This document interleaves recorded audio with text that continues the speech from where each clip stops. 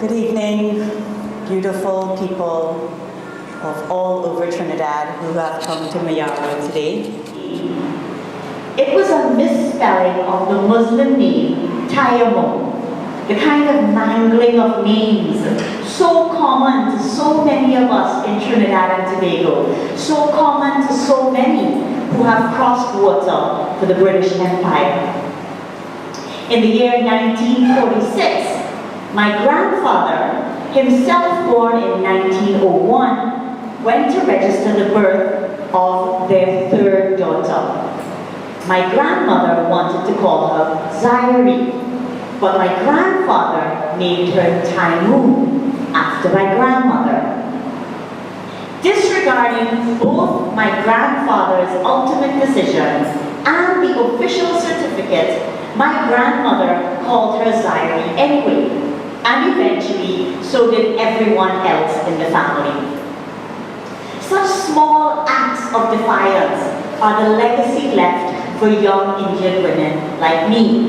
There were also large acts of insubordination and self-definition in the histories of indentured Indian women who bravely came to Trinidad as independently waged workers, not as wives, who unapologetically left men who did not satisfy them economically, sexually, and emotionally in indentureship, who participated in workers' public resistances all over this country, all over this region, and whose confrontations with inequality often led them to be seen as the wrong kind of woman, deserving of shame, punishment, and even death.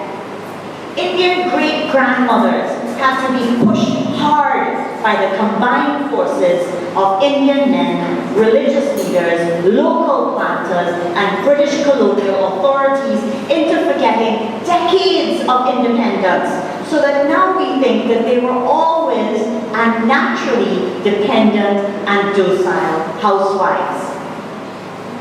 I know that narrative is false, which is why I am without fear. We've been making decisions about our bodies, our beliefs, our money, and our labor for almost 170 years. It's knowing this history of labor, my grandmother's difficulties to make ends meet after my grandfather passed away, leaving her with 5 children to raise and school. Knowing how my mother's grandmother, Aisha Khan, sold newspapers from her house in Princess Town, and in so doing became as well informed of global events as CNN.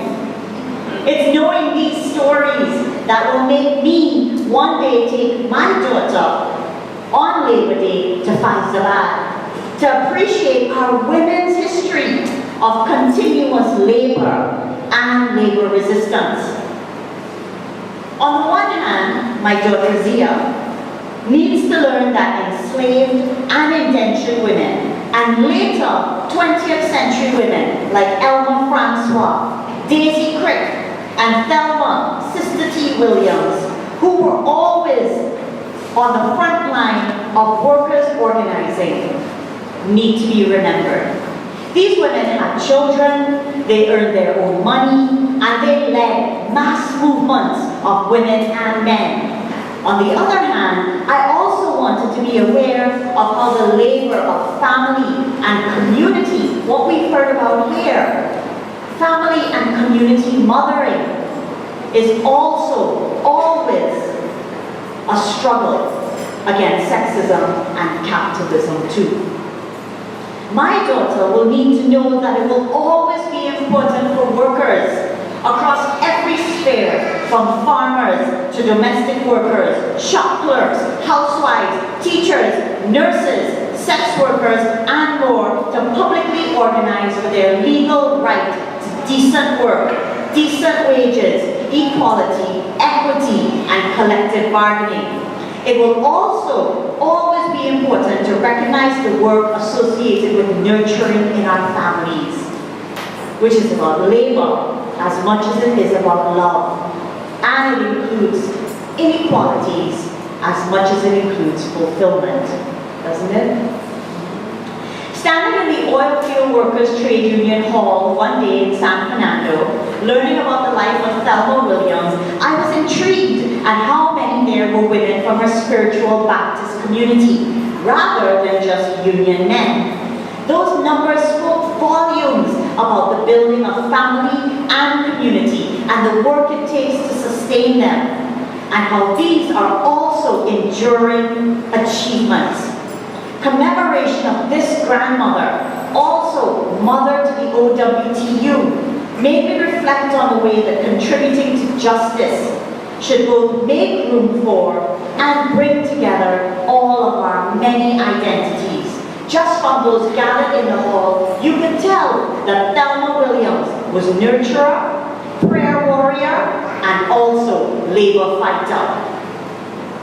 We must continue the path cut by women like Daisy Crick, housewife and radical trade unionist, Thelma Williams, and international socialist and Pan-Africanist Claudia Jones, leading the international socialist movement in the 1940s. What about Christina Lewis of the Caribbean Women's National Assembly, who first started International Women's Day celebrations in 1958? And also, of course, Clotel Walker, the founder of the National Union of Domestic Employees. Let me tell you about Elma Francois.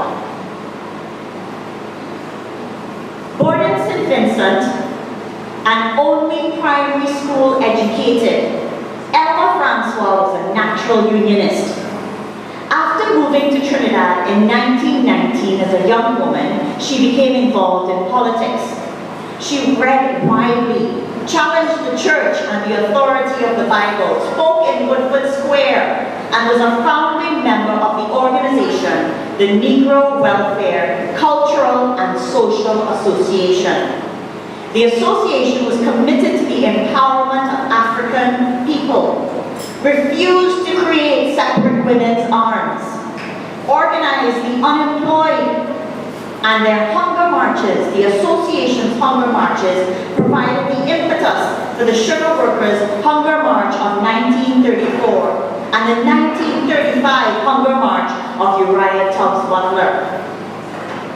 The association was responsible for the formation of the Seamen and Waterfront Workers Trade Union and the Federated Workers Trade Union. Elma Francois was eventually arrested, of course. She became the first woman in Trinidad's history to be tried for sedition. She defended herself and was found not guilty.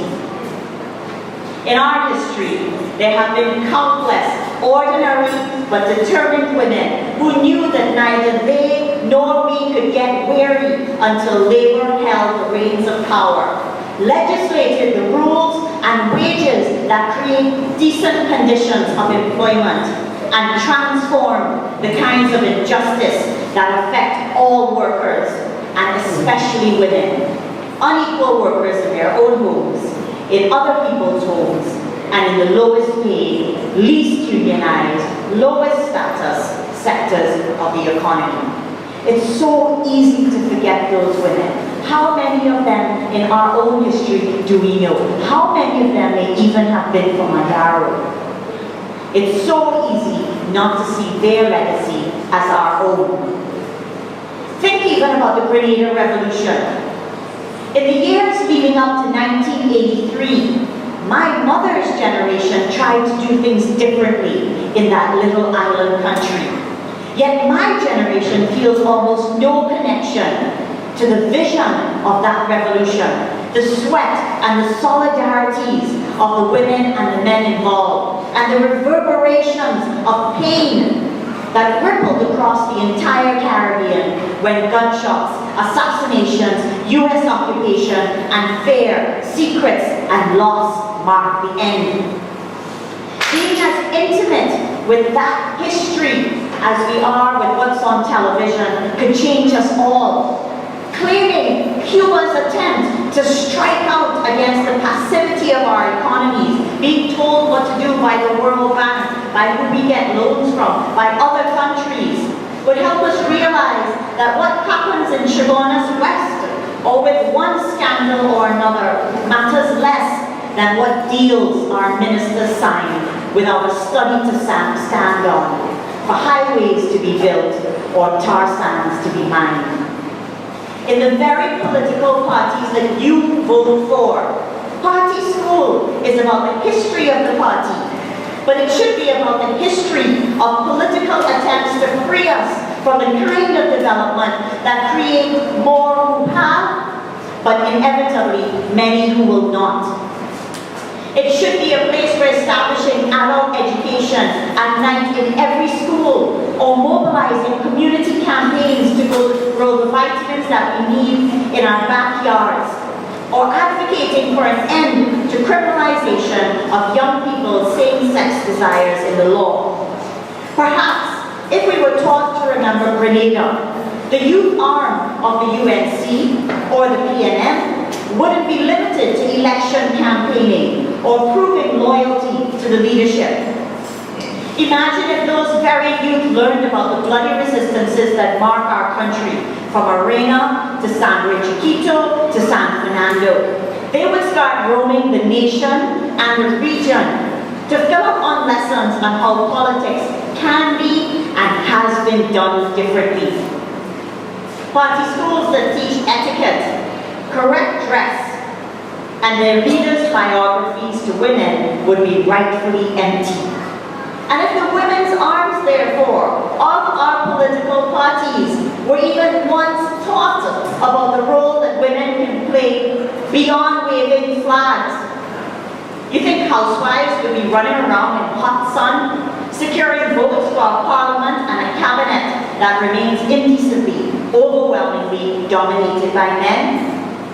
Knowing their power, these women would rise up and say no to inequity at the top because party school taught them that that is what they should do. They would wield the names of women like Elma Francois and Jacqueline Kraft, who was part of the Grenada Revolution, like Abilna, Anna Balize, symbolizing to their parties that it is these women's struggles that they came to continue. For all their participation in their political parties, not a PNM or a UNC Women's Arm activist can stand up on a corner and extempo about how women and men from little 2x4 countries dreamed for more and then fought for those dreams until big stick diplomacy beat them into a corner.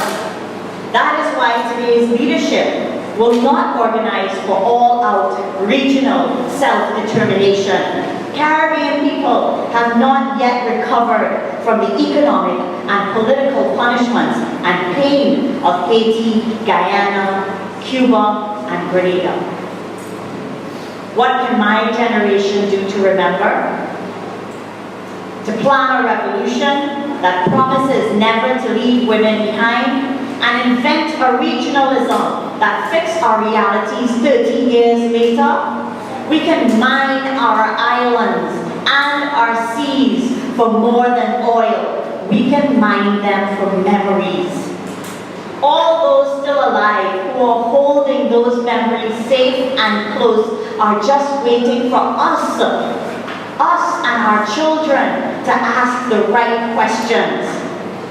I'm humbled by how much there is for us to know, and still achieve.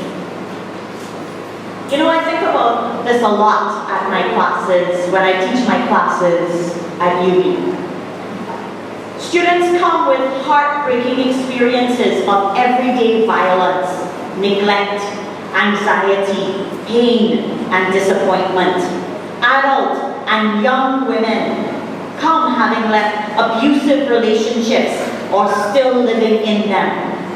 Both young men and young women sit in front of me, having survived child sexual abuse and still living in situations where they live with it every day, just like some of us here in this room. People come as single parents, having risked illegal abortions, as gays and lesbians, fearful of homophobia, and from families with too many harsh words, too little listening, and sometimes too little love.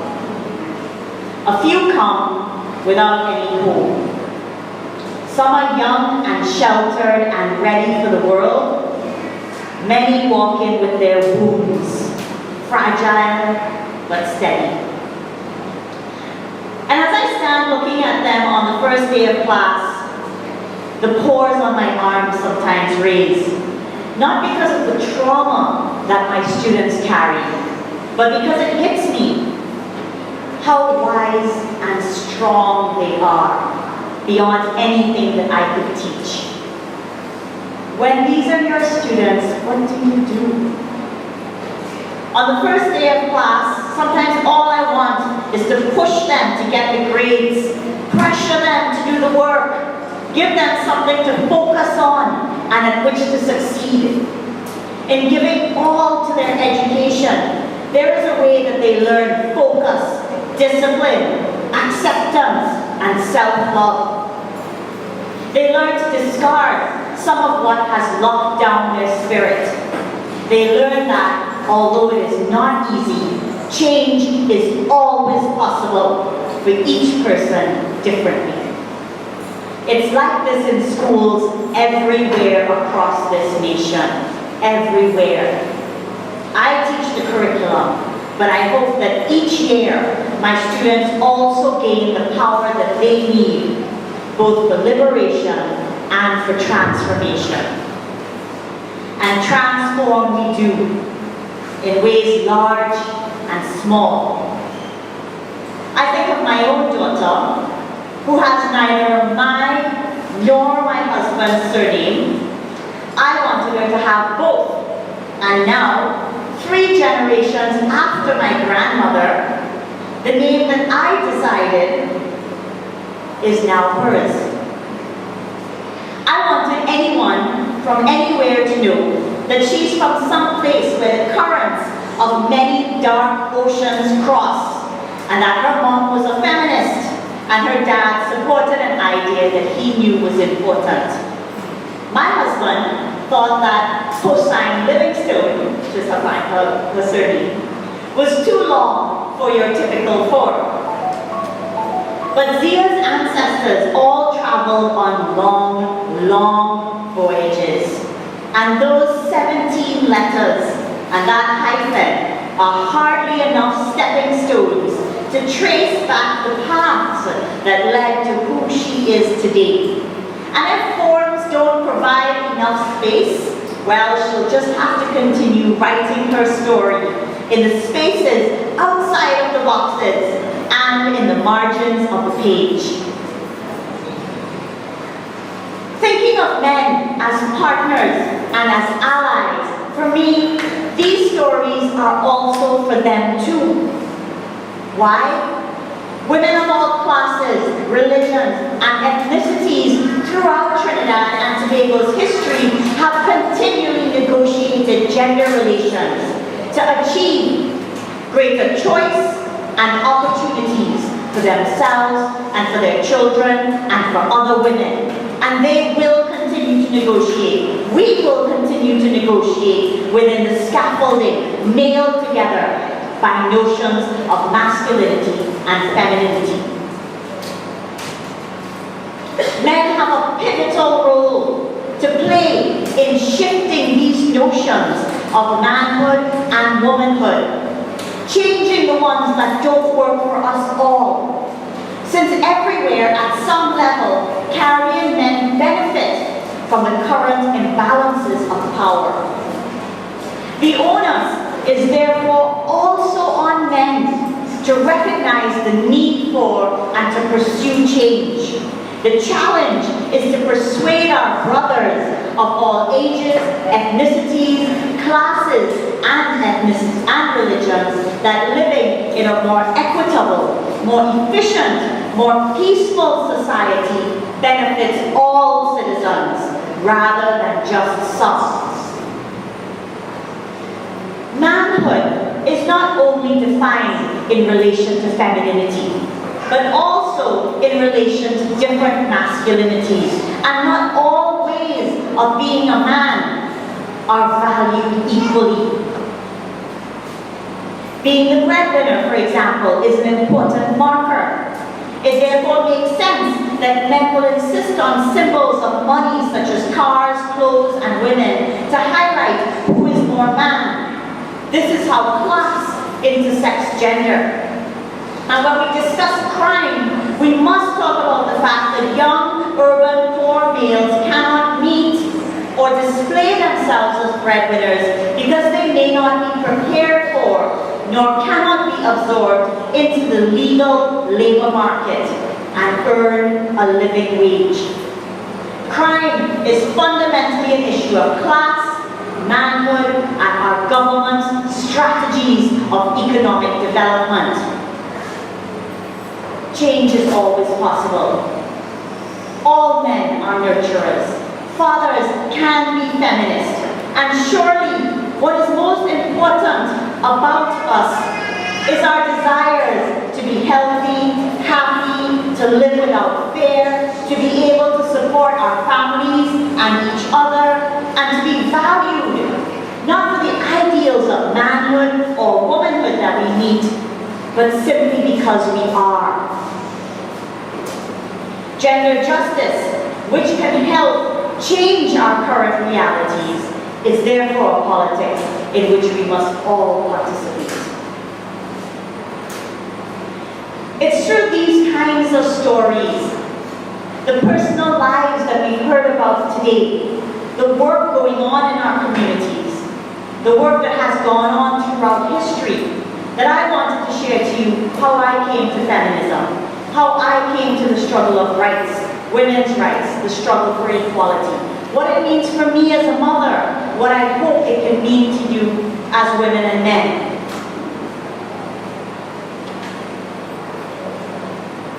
We think that there is so much to accomplish, that there is so much to continue to struggle against. But for me, our ancestors, coming from situations of slavery and indentureship, having so fewer resources than we do today, were able to end huge, globally exploitative systems hundreds of years ago, allowing us to become the people that we are today. If they can do it, we can. Change is always possible. For each of us, whatever our resources, can make our vision for a more fair, equal, and peaceful world real. Our changes can be large or small. Our changes can be in the way that we mother or father. They can be in continuing our work to better our communities. They can be in our protests, our riots, and our resistances against our own governments when they do not represent us or true democracy. Young or old, these stories are yours to remember, to tell others, and to continue.